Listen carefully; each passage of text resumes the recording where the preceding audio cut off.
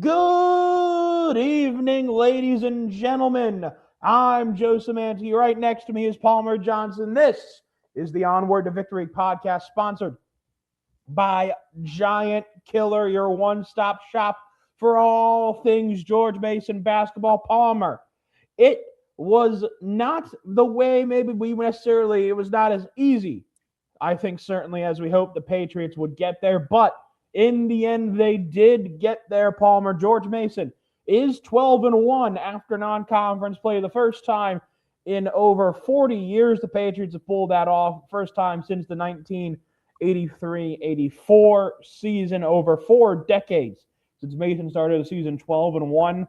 But like I said, Palmer, it was not easy. Considering the two teams they played against, you have to think that Tony Skinn is not amused with the way his team ended non-conference play. Yeah, the defense has not looked good in the last two games. And honestly, like the Old Dominion game, the defense looked really good for like first 15 minutes and then fell apart. I don't really know. I mean, you just kind of hope that because it was pretty good early on. I mean, it's not how like it was last year where teams are going teams are going like full media timeouts with no score, but they were still holding opponents to like less than 1 point per possession earlier in the season. And against two not good offenses, they let up a lot more than 1 point per possession. Mm-hmm.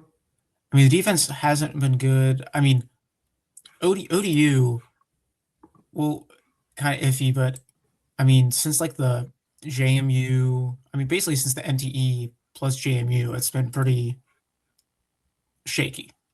Yeah, certainly a concern. Obviously, though, maybe the storyline over the last two games has been the variance in three-point shooting between George Mason and its opponents. Mason only went 5 for 19 against Loyola Maryland, who went 13 of 29 from beyond the arc. And then against Penn on Sunday night, Mason went 1 for 15, and then Penn went 11 for 26. To be fair to George Mason, Palmer, there are a lot of teams in the Atlantic 10 who could not win, even against bad teams like Loyola Maryland and Penn. There are a lot of teams in the A10 who would fall apart with those stat lines. You think it even crazier considering Mason's free throw percentage against Penn was only at 14 of 28 from the extra stripe against Penn on Sunday. You know, you look at the numbers baseline wise, that's not usually a game that George Mason will win. So maybe it kind of feels like a balancing act here, Palmer. There's a lot of negatives here to go with it, but when you look at it on the ground, the fact that this team were still able to pull both of those games out maybe shows a little more gumption than maybe you would think Penn State would have. Yeah, I think it has to do with Mason. They only made 14 to 28 free throws.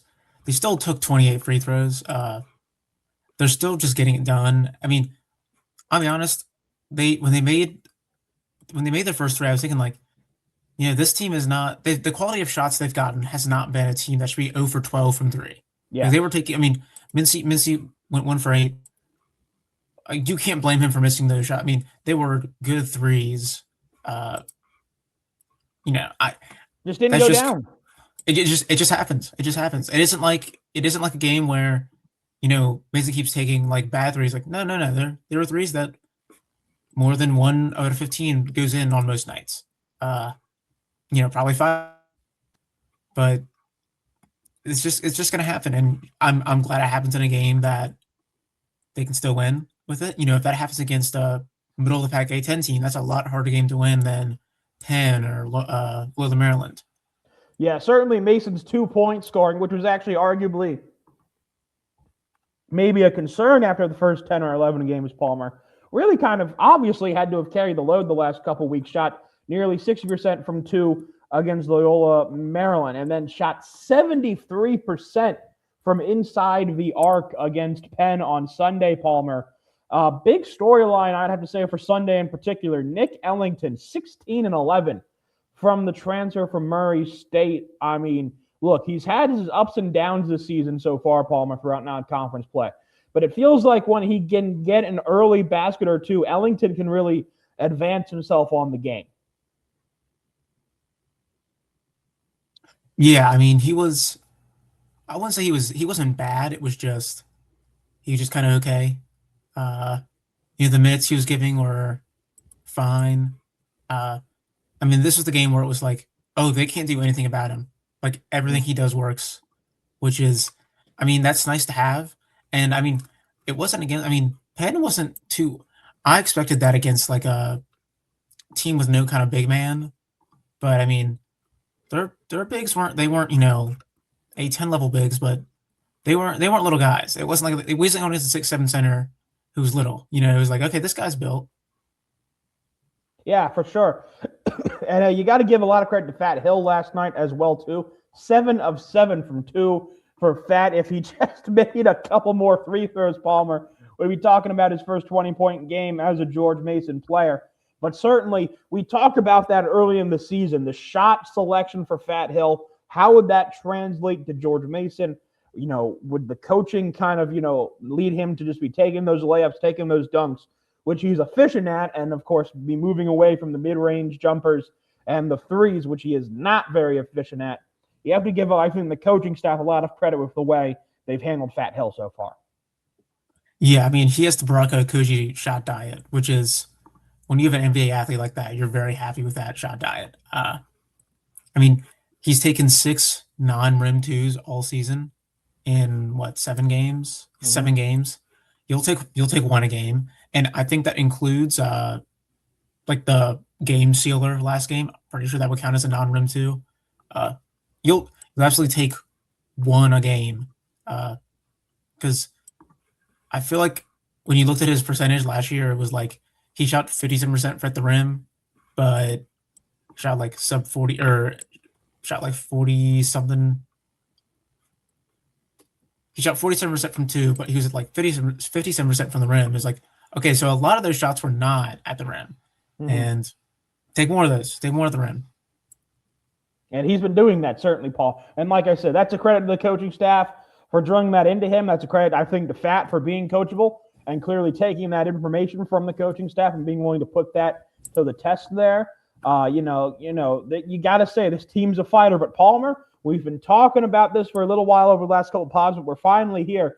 Wednesday, tomorrow night, New Year. Well, I guess tomorrow afternoon, New Year's Eve, 2 p.m. Mason making the quick trip up to Philadelphia to Glazer Arena, the formerly known Tom Gola Arena. Mason will kick off the A10 season against LaSalle. Now, Palmer, me and you have done some quick scouting about LaSalle. And this is very harsh to say about a fellow A10 team. But it feels like there's an argument to be made that maybe that LaSalle might be the third worst, maybe fourth worst team that Mason has played so far this year when you look at their schedule so far. Yeah, I mean, they're ranked lower than Penn. They lost to Penn. It's I kind of like Darius Nichols when I heard him. I'm like, oh, that sounds like a good hire. And I never really looked into it, but they're taking an absurd amount of twos. Like they have the 6th most twos percentage. 71.9% of their shots are 71.9% of their shots are twos, and they're making 45% of them. So that's a low variance. Like you're not going to spike up, you're not going to spike down. But like you can't have a low variance and be bad. Like that just means you're always bad. You need to play a little more risky. And I sent you the shot chart. Yep. Which you can read the article, and it's like, whoa, there's just a massive wave of blue right around the rim, and it's like that can't be happening that's not how you win games. It's not like, because the one thing, if there was like sometimes you see like half the paint's blue, there's little red splashes. It is all blue, and those are big dots too. Yeah, I think obviously if you look at LaSalle's dealt with injuries to an extent this season. They've had some issues with that so far. Guys have been in and out of the lineup. Guys have been not healthy. But I think one of the more interesting things is this, Palmer. If you look at their depth chart over the last 5 games that KenPom does, the only player on the list who has more than 44% of the time at that position is their 6'5" point guard, Ashton Walker, who spends about 70% of the time at the point guard position. Everyone else is 44% or below. And I think this is the craziest stat to me, Palmer. At the power forward position over the last 5 games, they have tried out 6 different players at different times over at the 4 over the last 5 games for LaSalle. Justin Archer is kind of the favorite there, but he only plays there 34% of the time, Palmer. This is a really, I'm going to be nice and say, interestingly put together team. Yeah. I remember 3-Vid League talked about how this team is just 8 power forwards than whatever else they could find. And I thought they were joking. And then it's like, oh no, there are 8 power forwards on this team. You know, like there's 6 who've played in the last couple games. Like, yeah, they're just kind of super forward heavy. And you would think that if you're super forward heavy, at least they're good at forward stuff. But they're not. I mean, they're really good at offensive rebounding. And that's about it. That's it. Like, you would think, which, by the way, I don't know how you, in my mind, offensive rebounds, a lot of them end with a shot being made half a second later. And I'd like to see what's their 2-point percentage on the first shot of the possession. You know what I mean? Because generally the second shot's better. What is their first shot of the possession? How often do they make those twos? Because I'm gonna guess it's lower than the 45% they have right now. Yeah, you have to point out, Palmer, players who are currently healthy, their highest player in terms of 2-point percentage is Justin Archer, who shot 53.5% from 43 shots. In terms of their highest shooting 2-point players, you have Josiah Harris, their main center, who has shot 44% on 86 twos. Eric Acker, who shot 38.5% on 65 twos, and the previously mentioned Ashton Walker, who has shot 46% on 63 twos.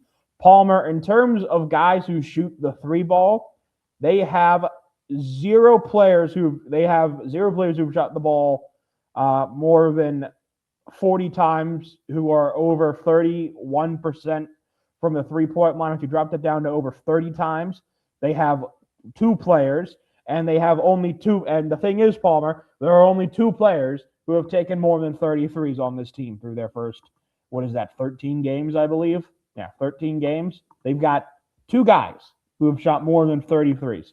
This is not a team that takes a lot of threes. They are 360th in the country in terms of 3-point attempts. They are bottom 60 in the country in terms of their 3-point percentage. They are bottom 40 in the country in terms of their 3-point defense. They offensive rebound well. They shoot free throws decently well. And for whatever reason, they're good at fouling teams' free throw shooters who are not good. So they also don't allow a lot of free throws. They don't foul a lot. So it's a really interesting matchup because, you're always a little bit concerned about starting off the season, I feel like, in West Philadelphia. I feel like, Palmer. That's like one of those boogie zones because it's not going to be a great team. It's not like a VCU or St. Louis or even a St. Bonaventure or Davidson a couple years ago where you're going to be going in there if you're away and you're going against a great team. But it just feels like a place that's just a little bit scary for any team, especially going in there for the first time in a season. But on every metric on paper, Palmer, this should be a decent win to start the season for the Patriots. Should be. Yeah, I think that kind of the LaSalle scary game, which every team has, it seems like, with Fran Dunphy gone, I don't think it's gonna happen. Because everybody always says, like, if you're playing at LaSalle and then at St. Joe's back to back, you're gonna lose one of those games no matter how bad they are. And this year that probably isn't the case because not only is Dunphy gone, who he didn't have great teams, but they were gonna. Yeah, they're just gonna be not awful. Like they're not gonna turn the ball over. They're gonna kind of take what you give them, and maybe one day you give them too much. But it's. I'll say this: if I'm picking anybody to open the season against in the conference, it is LaSalle because, I think they're second to last in the conference on KenPom. Yeah, they're second to Yeah. last. And Loyola's 30 spots behind them. Man, I'm still scared. I mean, I'm still scared of Loyola winning like 8 games. It's one of those threats, right? It's one of those threats. But anyway, Palmer, we're moving on from LaSalle. Let's talk about the Saturday game coming up on the 3rd, the A10 home opener for the year. Mason faces an interesting battle against Rhode Island, a team who's had their ups and downs this conference play. Palmer, no bad losses on Rhode Island's schedule. A nice win on the road at Yale, but really maybe a failure to capitalize on other opportunities to get an extra good win or two. Maybe the definition of this of this Rhode Island schedule so far. Yeah, I mean, this reminds me of the Richmond schedule a couple years ago, where it was like, they kind of beat all the teams they should have beat and lost to all the ones they should have lost to. Now, of course, they do have the Yale win in there, which could end up being, I mean, I don't have it in front of me. That might be the conference's best win and out of conference so far. I say so far. I think it is their best win so far. Anybody's best win. But yeah, it's a really good close. win. It's close with SLU's win over Santa Clara. Yeah. Which, unfortunately, since Little Chicago beat Santa Clara, that win isn't, that win kind of hurts a little bit. Yeah, but moving on from that though, Palmer, you look at their last 5 games, maybe a little bit Mason-esque here, outside of a 17-point win over Canisius, maybe a little bit closer against Brown and Northeastern at home than maybe you would have liked it to be if you're Archie Miller. But this is a critical season for Archie Miller, though, Palmer. There's not a lot of A10 coaches who I think you would say are truly on the hot seat.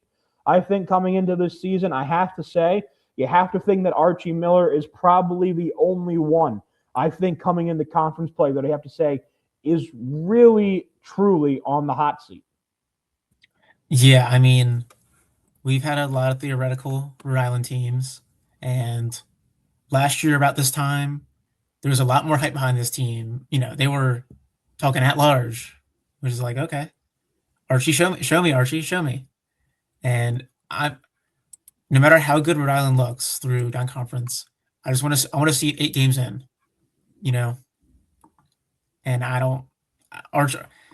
Archie seems like a good coach, but not anymore. Not at this level. I feel like every team is theoretically okay on paper, and then something is just missing. Yeah, I gotta say, in terms of Rhode Island this year, this is a really competent 2-point shooting team on both sides of the ball. Excellent 2-point offense, excellent 2-point defense. This is a team, though, that struggles on both sides behind the arc, though. They are missing a really good 3-point shooter behind Jameer Tripp, of all people, who's shooting 40% from 3 on low volume, though. Jonah Hinton, who has kind of come in to be their 3-point guy, already has 113 threes so far this season, but is only hitting around 35% of them, and they really don't have another leverage shooter behind him, which, especially with the slower type of offense that Rhode Island plays, it feels like could play into George Mason's strengths on defense, on the perimeter defense as well, especially considering he's not a height mismatch for someone like a Fat Hill or a Masai Troutman or even a Malik Presley.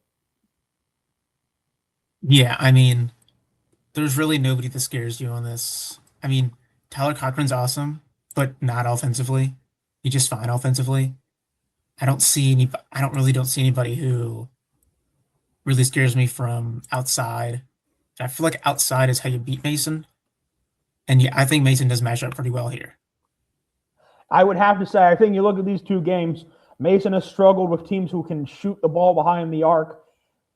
You look at these next 2 teams on the list here to start the A10 play. I think we're not going to talk about this game in depth, but if you even want to look one ahead further and you want to talk about Fordham, if you talk about the 3-point percentages, none of these teams particularly focus their offense around the 3-point ball to start off A10 play for George Mason. Yeah, and that's just really helpful because I feel like anytime Mason gives up a flurry of 2s, it's because somebody just hit a flurry of 3s. So if those 3s if the 3s never happen, I don't think the 2s happen either. Certainly a good point. Of course, the overarching storyline, Palmer, our final part of this week's podcast. The overarching storyline, Palmer. Will Brayden O'Connor be available for the start of A10 play? The boot is off. Tony Skinn said he should be ramping up right now. He was still in street clothes for Sunday's game against Penn. But the question now remains, do you think we will see Brayden O'Connor in one of these two games before next week's podcast? I personally think he doesn't play in the LaSalle game, but I think he does. I think he does in against Rhode Island, which So, I'm okay with, as long as the first game is in VCU. Paul, all right. There's Palmer's prediction. O'Connor back January 3rd of 2026 in the new year against Rhode Island. Dola Adebayo also with a foot injury, by the way, something to pay attention to. We'll see how that develops for the power forward here. But for now, folks, that's where we're going to end this week's episode of Onward to Victory. I'm Joe Szymanski. He's Palmer Johnson. This continues to be your one-stop shop for Mason basketball. Folks, conference season is here. Weekly podcast now. Finally, Palmer, we're here. Weekly podcasts coming your way throughout the entire Atlantic 10 season, leading up to the A10 tournament, my home state this year. A10's coming to Pittsburgh, Palmer. I know you can't necessarily make it for that. Trust me, folks. I'll be there. I'm going to be there under the Onward to Victory banner in the media row. I can't wait for it this year once media passes start being announced. I can't wait. I know Palmer can't wait either. It's going to be an exciting time, folks. We'll see you back this time next week to recap Mason versus LaSalle and Rhode Island, as well as look ahead to games against Fordham and Palmer. That all-important game, the one that everyone's had circled on January 10th. VCU comes to Fairfax for the first time since 2024. All right, for right now, folks, this is in. Thank you all for listening. Have a great rest of your day.